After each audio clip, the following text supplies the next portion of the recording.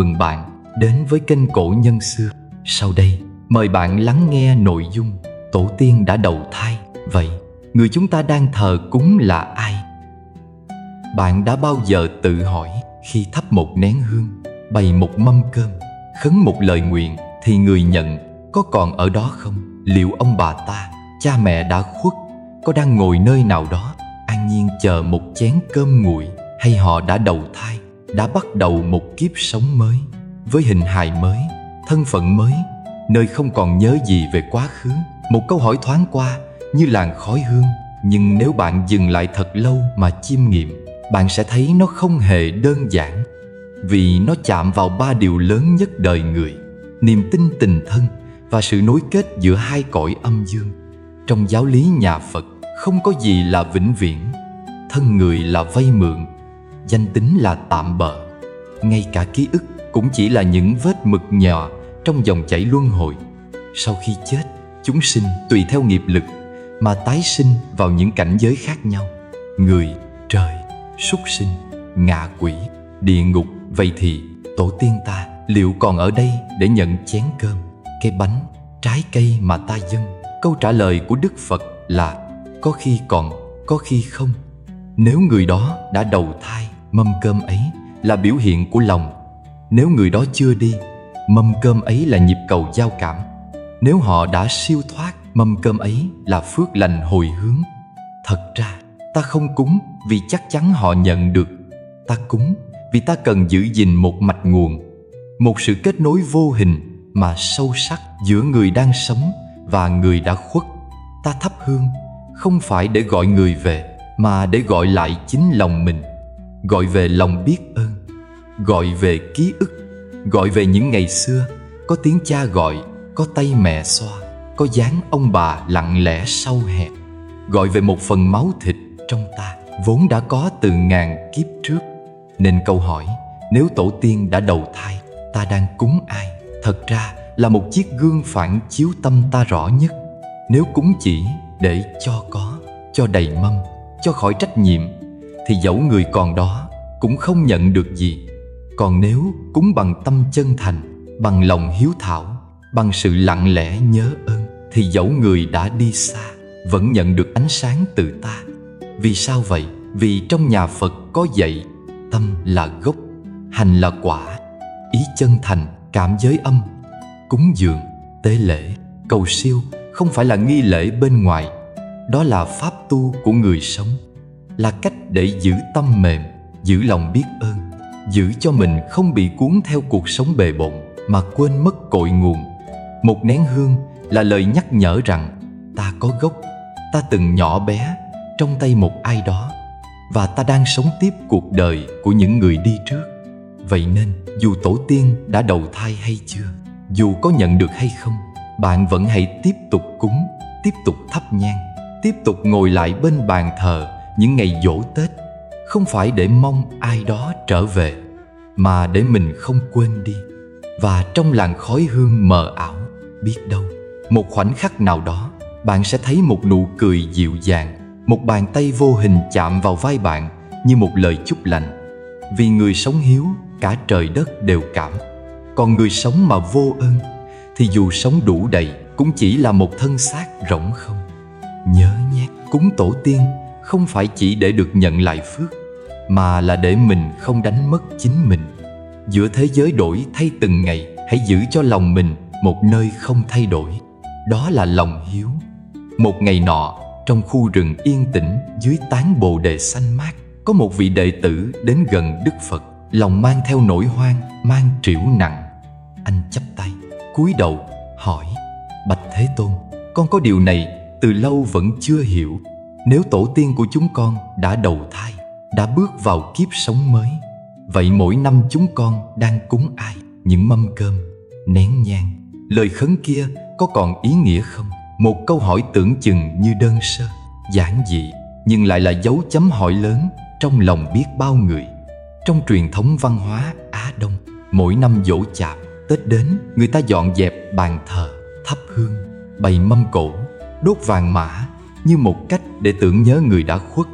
Người xưa tin rằng người âm vẫn còn quanh quẩn đâu đây, cần cơm ăn áo mặc như người sống. Thế nhưng, theo giáo lý nhà Phật, vạn vật vô thường, chết chưa phải là hết, mà là cánh cửa mở ra một hành trình khác, tái sinh. Và khi đã đầu thai vào một kiếp khác thì thân phận, tên tuổi, ký ức cũng theo đó mà biến chuyển. Không còn nhớ mình là ai ở kiếp trước, không còn là ông, là bà, là cha, là mẹ trong trí nhớ của ta. Vậy ta đang cúng ai? Trước câu hỏi ấy, Đức Phật không vội trả lời. Ngài không đưa ra lý thuyết cao siêu, cũng không phủ nhận truyền thống. Ngài chỉ nhẹ nhàng hỏi lại: khi con cúng tổ tiên, tâm con nghĩ gì? Câu hỏi ấy như một chiếc gương soi lại nội tâm, không phải để phản biện mà để phản chiếu. Người đệ tử im lặng. Anh khẽ thở ra, nhìn xuống đôi tay mình đang chắp lại. Và lúc ấy anh hiểu rằng điều quan trọng không nằm ở việc người kia còn nhận được hay không, mà là ở tâm mình khi dâng cúng. Nếu ta cúng bằng sự nhớ ơn thì người ấy dù ở đâu, năng lượng ấy vẫn gửi đến họ.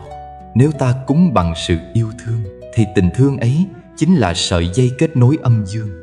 Nếu ta cúng bằng cái tâm chân thành, không vụ lợi thì dù người đã siêu thoát, ta vẫn đang làm một việc có phước báu.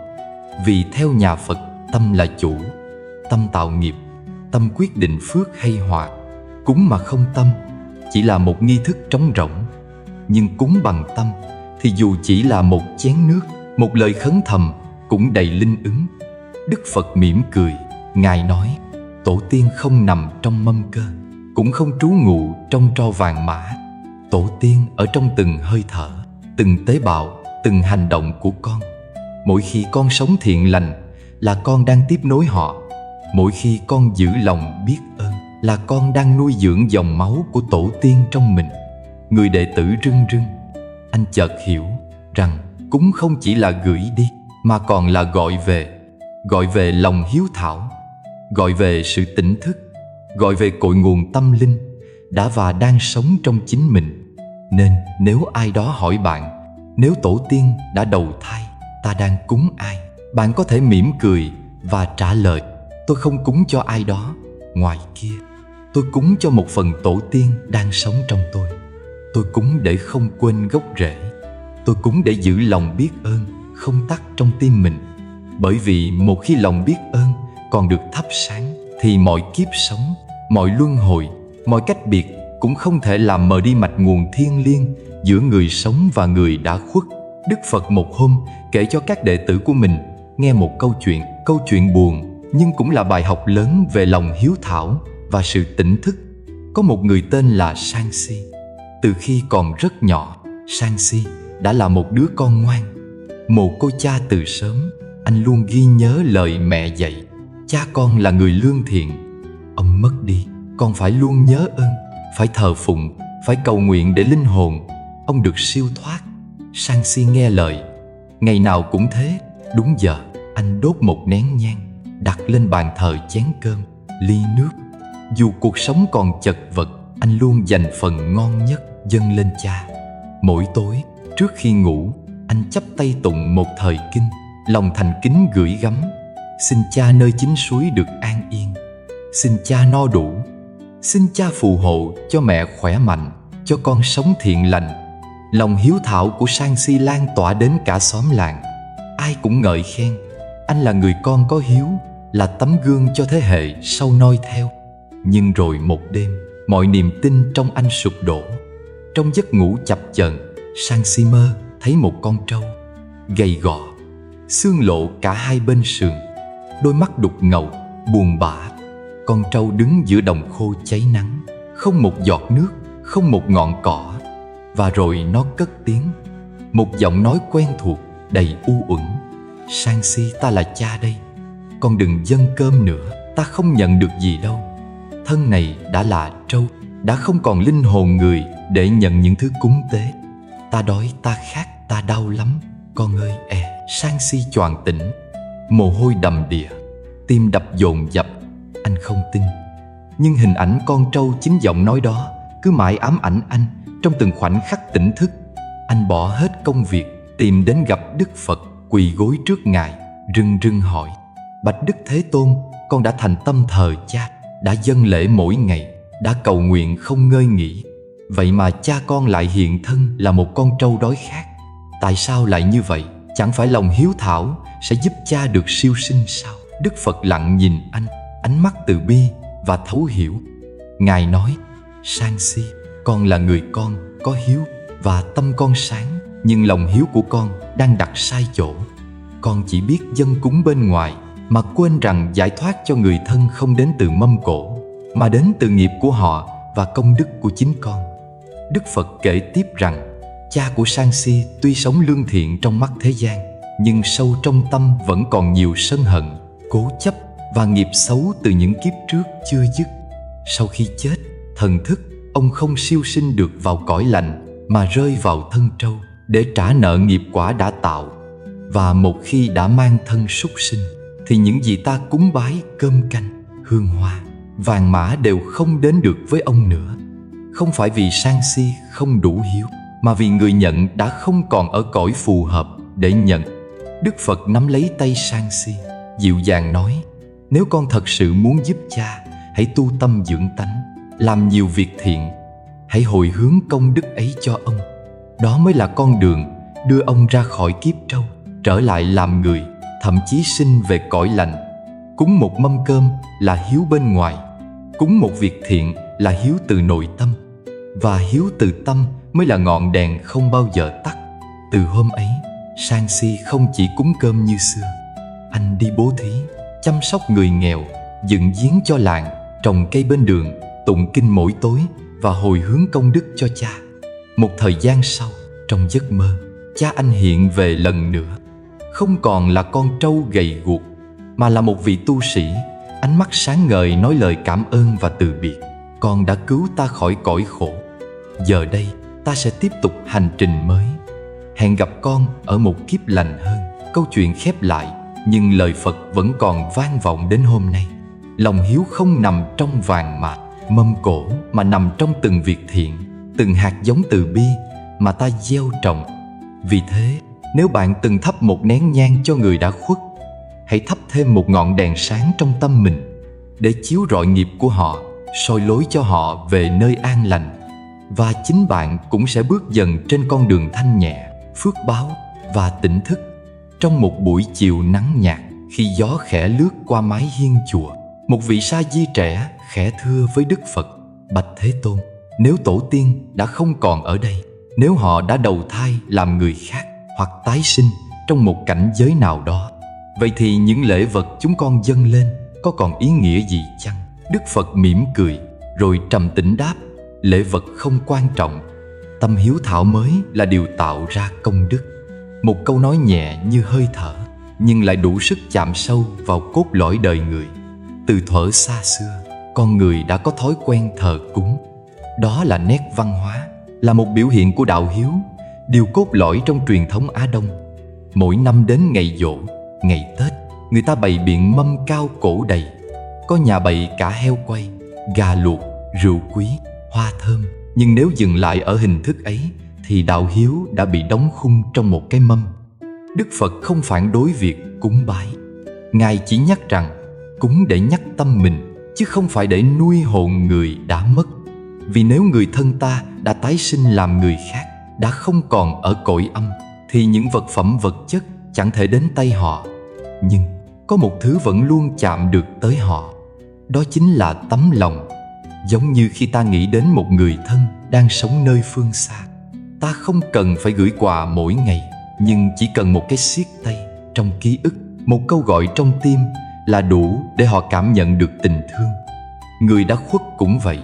Họ có thể không nhận được chén cơm, ly rượu ta đặt lên bàn thờ, nhưng họ vẫn cảm ứng được tình thương và niềm tưởng nhớ mà ta dành cho họ.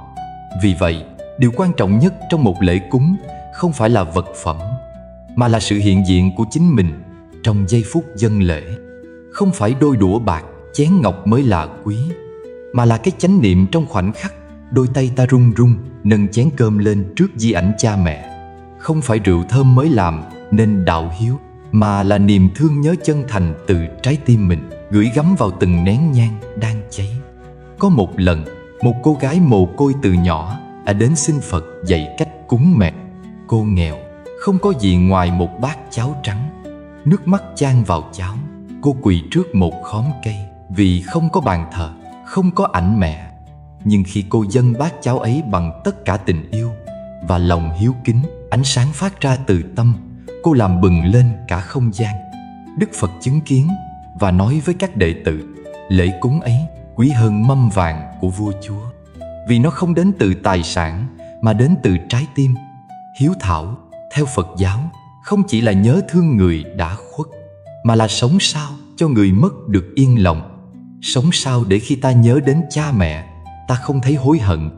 Lòng hiếu không nằm trong ngày giỗ một lần, mà nằm trong từng giây phút. Ta sống tử tế với chính mình, ta yêu thương những người thân còn đang hiện diện, ta tránh gây khổ đau, vì biết rằng nghiệp mình tạo chính là món nợ sẽ tiếp tục truyền cho thế hệ sau. Như một bông hoa, không vì màu sắc sặc sỡ mà đẹp vì nó được đặt lên bàn thờ bằng tất cả sự kính yêu.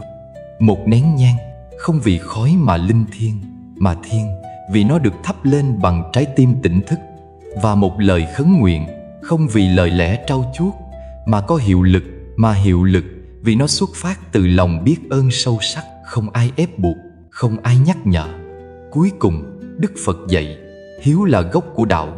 Nhưng hiếu không phải là hình thức, mà là hành động tỉnh thức mỗi ngày. Nếu con thật sự muốn cha mẹ được an lạc, hãy tu tâm hành thiện hồi hướng. Đó mới là món quà lớn nhất mà người sống có thể dâng cho người đã khuất. Thế nên, khi bạn đặt mâm cơm lên bàn thờ, đừng chỉ nhìn vào món ăn, hãy nhìn vào tâm mình trong khoảnh khắc đó. Vì chính nơi ấy, đạo hiếu mới thực sự bắt đầu. Luân hồi là một hành trình dài, nối tiếp, lặp lại, nhưng không bao giờ giống nhau. Một người cha hôm nay có thể là một chú chim bay lượn giữa rừng sâu ở kiếp sau. Một người mẹ đã từng bồng con ngủ năm xưa, có thể giờ đã là một đóa hoa vừa nở giữa chốn hoang vu.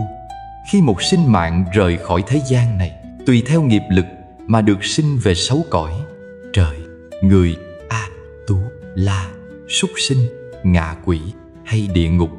Mỗi cõi là một trạng thái tồn tại, là một bối cảnh sống ở khác nhau, được dẫn dắt bởi những hành vi thiện ác xê mà ta đã gieo. Nhưng có một điều kỳ diệu mà Đức Phật đã khai thị: dù thân xác đổi thay, dù kiếp sống đổi thay, vẫn có một thứ không biến mất, đó là dấu ấn tâm linh. Dấu ấn đó là gì? Là sự liên kết vô hình giữa ta và những người thân thương trong quá khứ. Giống như một đài phát thanh cũ, chỉ cần ta dò đúng tần số, ta sẽ bắt được âm thanh quen thuộc. Luân hồi tuy làm ta quên khuôn mặt, tên gọi, nhưng không xóa sạch được tần số kết nối, được gọi là nghiệp thức giữa những người từng gắn bó sâu sắc. Và tần số ấy, như Đức Phật dạy, chính là tâm hiếu thảo. Tâm hiếu thảo không phải là những nghi lễ cầu kỳ, không phải là mâm cao cổ đầy, không phải là nhang khói nghi ngút. Tâm hiếu thảo là một sự rung động tinh tế trong lòng khi con người đặt bàn tay lên ngực, gợi nhớ về người đã khuất bằng tất cả sự biết ơn, bằng tất cả tình yêu, không cần lời nói. Có những người chưa từng gặp mặt ông bà nội, nhưng mỗi lần đứng trước bàn thờ vẫn thấy lòng trầm xuống một cách lạ lùng. Có những người không nhớ rõ mặt mẹ, nhưng khi nhắm mắt vẫn thấy bóng dáng ấy trong một chiều hoàng hôn. Đó chính là dấu ấn tâm linh không mờ mà luân hồi không thể xóa bỏ. Khi một người con cúng tổ tiên bằng lòng chân thành, năng lượng ấy theo cách nào đó sẽ chạm tới tầng sâu của nghiệp thức người đã khuất, bất kể họ đang ở đâu trong 6 cõi. Không phải để họ ăn cơm, nhận vàng mã, mà là để họ cảm ứng được rằng có một người con vẫn đang nhớ tới mình. Và năng lượng ấy, ấm như ánh nắng, sẽ khiến họ nhẹ nhàng hơn, siêu thoát hơn, hoặc hướng tâm đến điều thiện lành hơn trong kiếp sống hiện tại của họ. Đức Phật từng dạy, một niệm hiếu kính bằng ngàn lần đốt vàng mã, một giọt nước mắt rơi vì nhớ thương chân thật bằng vạn lần tiếng tụng niệm máy móc. Một hành động thiện làm vì cầu phước cho cha mẹ đã khuất là cách tạo phước chân thật nhất cho cả hai chiều âm và dương. Ta không biết kiếp này họ ở đâu, nhưng khi ta sống thiện, họ sẽ được thơm lây. Khi ta gieo phước, họ sẽ được giảm nghiệp, vì ta là một phần của họ. Và ngược lại, Vậy thì cúng tổ tiên để làm gì? Là để không quên gốc rễ, là để tâm mình còn nhớ, còn biết ơn, còn muốn sống đẹp hơn cho những người mình yêu thương. Là để mỗi lần thắp nhang không phải mời ai ăn, mà là nhắc chính mình hãy sống sao cho đáng với công cha nghĩa mẹ. Hãy làm sao cho kiếp này được sáng rỡ hơn kiếp trước. Và nếu cha mẹ đã đầu thai thì sao? Thì họ sẽ cảm nhận được một cơn gió lành, thì họ sẽ mỉm cười giữa cõi mới, vì biết nơi kiếp cũ vẫn có một người đang sống với lòng biết ơn sâu sắc. Luân hồi không cắt đứt tất cả. Luân hồi là để con người học cách yêu thương sâu hơn qua nhiều hình hài khác nhau. Và tâm hiếu thảo chính là sợi chỉ đỏ nối liền các kiếp, một sợi chỉ mà chỉ người sống tỉnh thức mới cảm nhận được. Vậy nên, nếu bạn từng thắc mắc chúng ta đang thờ ai, hãy biết rằng bạn đang thờ chính tình thương trong mình. Đó là đạo hiếu, là đạo Phật, là con đường đưa cả người sống lẫn người khuất đến gần giác ngộ. Xưa kia, trong những ngôi làng nhỏ, mỗi khi đến ngày giỗ hay dịp Tết, khói hương lại bay lên từ những mái nhà đơn sơ.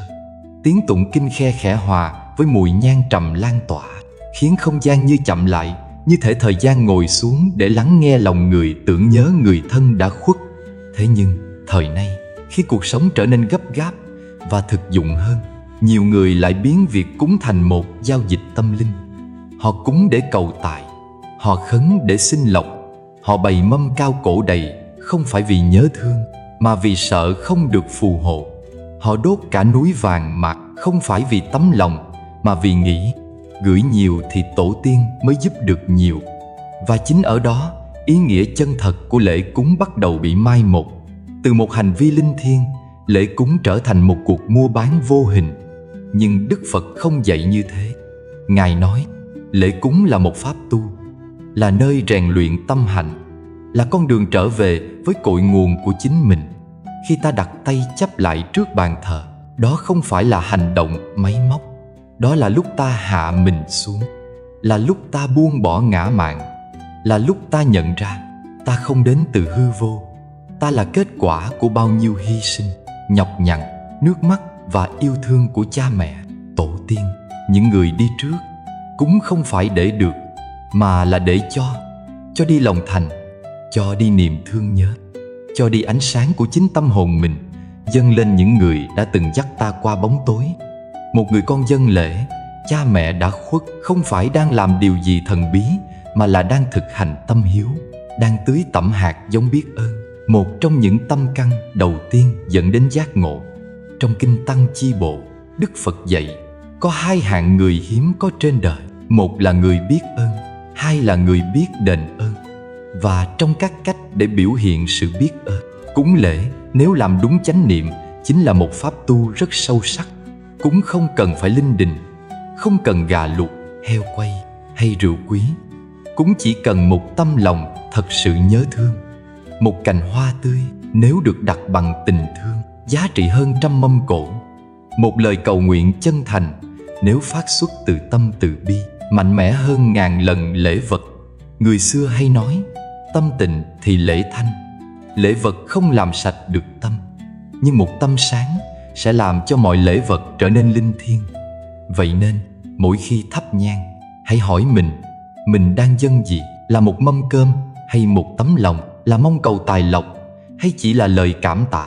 Và rồi, khi ta không còn đặt nặng muốn được gì từ người đã khuất, ta mới thật sự được nhẹ lòng, được nuôi lớn đạo hiếu, được gieo nhân lành cho con, cháu mai sau.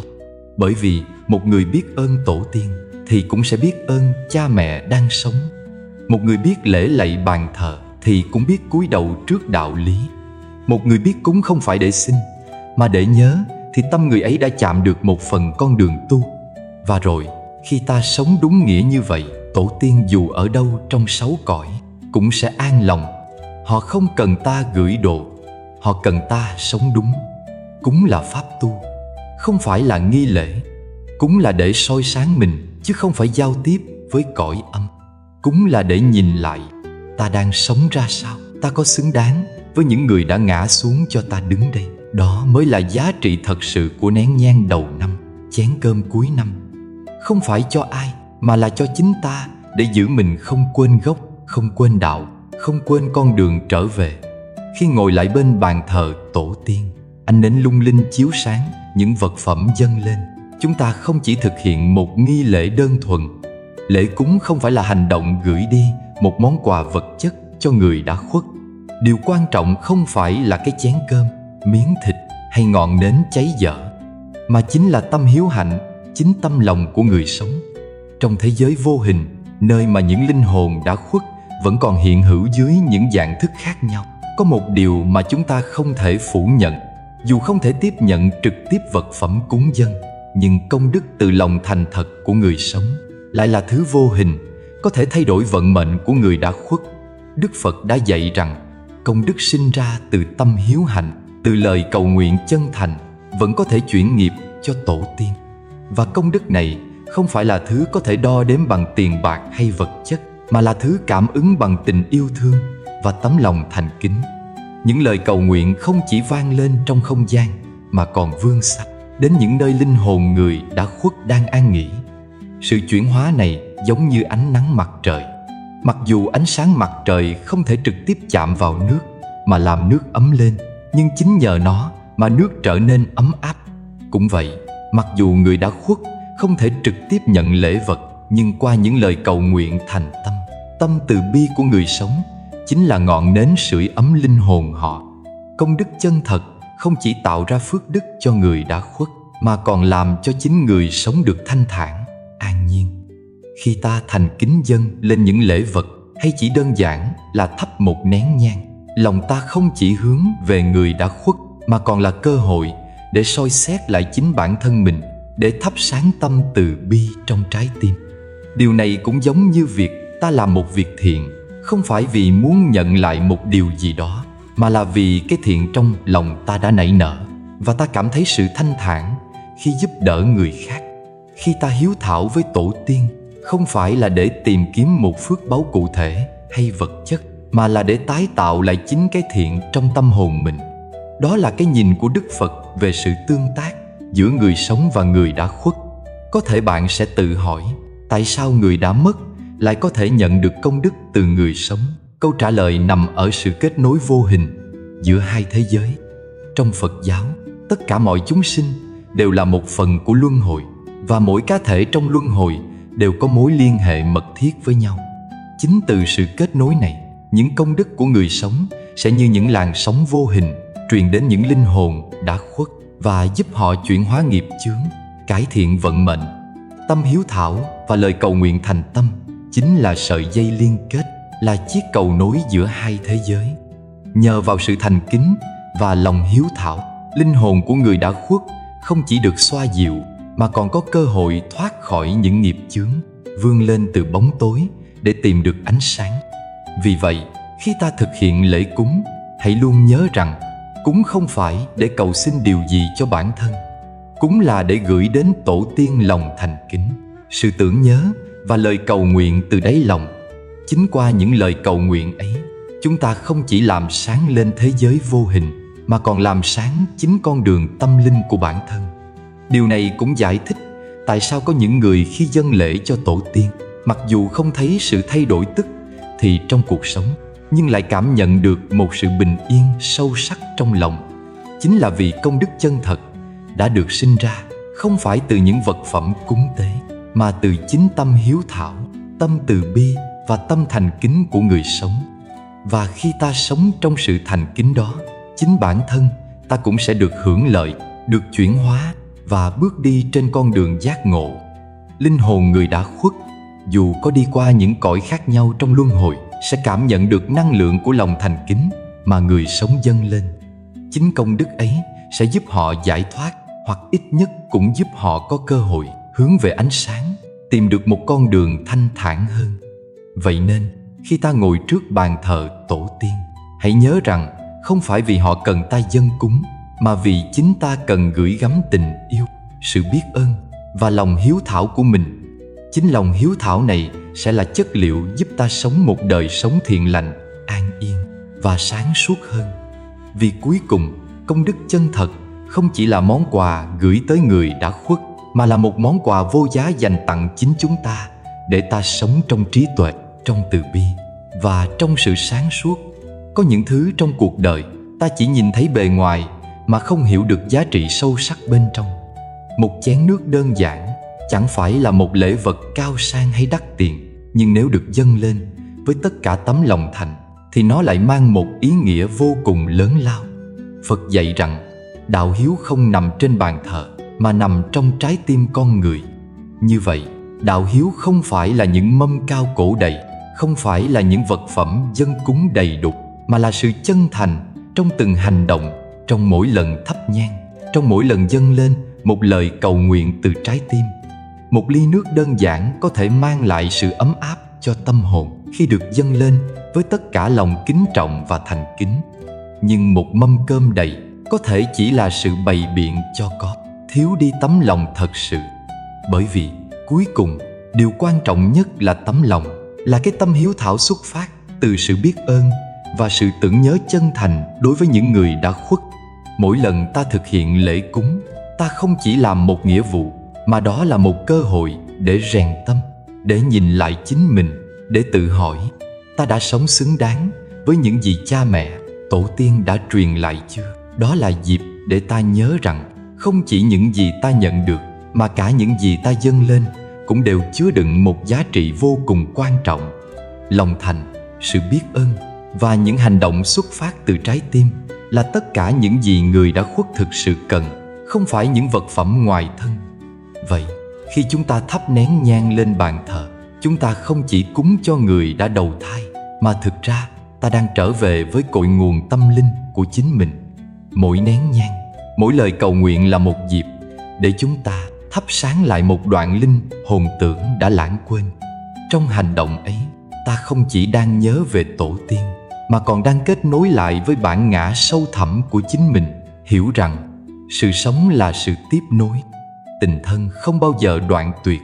Đạo hiếu chính là sợi dây vô hình, bền chắc nối giữa người đã khuất và người đang sống, giúp chúng ta luôn cảm nhận được tình yêu thương và sự che chở, dù ở hai thế giới khác nhau.